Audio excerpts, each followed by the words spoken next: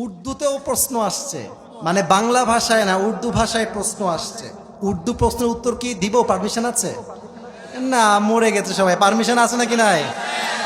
আচ্ছা, এখানে আবদার করেছে জবাব উর্দু মে চাহিয়ে।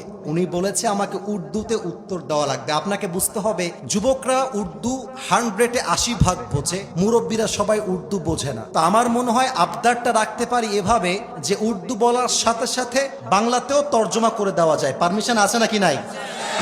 अस्सलामु अलैकुम, मैं एक मदरसा का तालिबुल इल्म हूँ। मेरा सवाल ये है कि जिंदगी में इतनी तकलीफ और दर्द है कि कभी कभार दिल करता है कि इंसान खुदकुशी कर ले। खुदकुशी का मतलब है सुसाइड कर ले। कभी कभी तकलीफ बर्दाश्त के बाहर चला जाता है। तो अगर हम इस दर्द से निकलना चाहे तो कैसे निकले? सुकून की जिंदगी कैसे गुजार सके? आप कुछ ऐसी बातें सुना दे कि तकलीफ थोड़ा सा कम हो जाए। প্রশ্নের বাংলাটা হচ্ছে এইরকম, জীবনে আমরা এত বেশি কষ্ট পাই, মাঝে মাঝে মনে হয় আত্মহত্যা করে ফেলি। মাঝে মাঝে মনে হয় পিঠটা দেওয়ালে ঠেকে গিয়েছে, আর কোনো রাস্তা নেই, মরে যেতে হবে। এত কষ্ট সহ্য করা যায় না। তো এই কষ্ট থেকে আমরা বের হব কেমনে? মনের ব্যথা আমরা কমাবো কেমনে? पहली बात तो ये है कि मैं ये कहना चाहता हूं, दिल में जितनी भी तकलीफ हो, जितनी भी दर्द हो, किसी भी दर्द को लोगों से मत बोलो। जितना भी दर्द है वो एक जात से बोलो। वो कौन है? अल्लाह से बोलो। जितनी भी तकलीफ है अल्लाह से बोलो। अल्लामा इकबाल ने लिखा है, जख्म दिल के सबको दिखाई नहीं जाते, कुछ दर्द खामोशी से सहने पड़ते हैं। दुनिया सवाल करती है सिर्फ तमाशा देखने के लिए, मगर रब हर आंसू के पीछे का हकीकत जानता है। जो दर्द ज़बां से ना निकले वो भी वो सुनता है, जो दर्द दिल में छुपा हुआ है वो भी वो समझता है।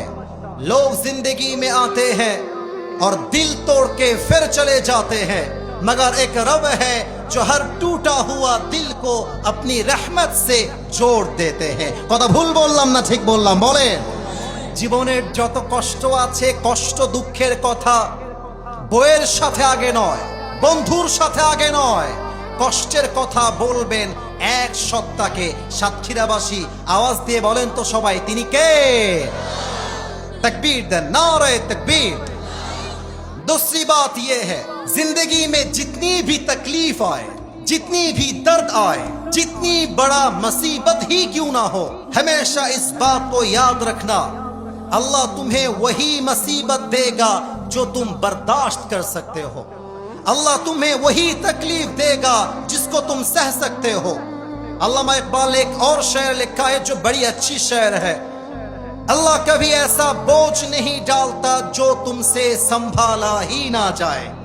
तुम्हें बस टूटना नहीं है, क्योंकि तुम्हारी रब को तुम्हारी ताकत पर पूरा यकीन है। कभी तन्हा लगे तो याद रखना कि रब तुम्हारे बहुत करीब है, और हर रात के बाद दिन की रोशनी जरूर आती है। बस सब्र का दामन थाम के रखो, बस सब्र का दामन थाम के रखो, यही तुम्हारी सबसे बड़ी ताकत है। और याद रखो, जो आज टूटा है वो कल तुम्हारे लिए रहमत की वजह जरूर बनेगा। ठीक की ना बोले?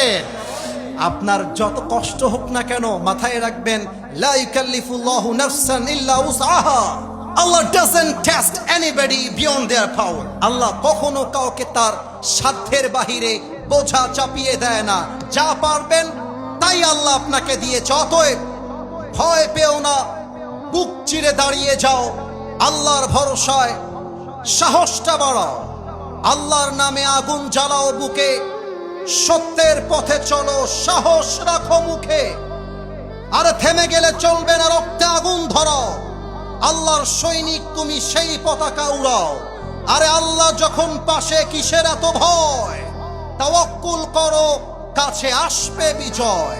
মিজানুর রহমান আজহারি হুজুর বলেছিলেন, আধারে ভয় পেও না, আলো আছে আড়ালে, অন্ধকার পালিয়ে যাবে তুমি উঠে দাঁড়ালে। ঠিক কিনা বলে?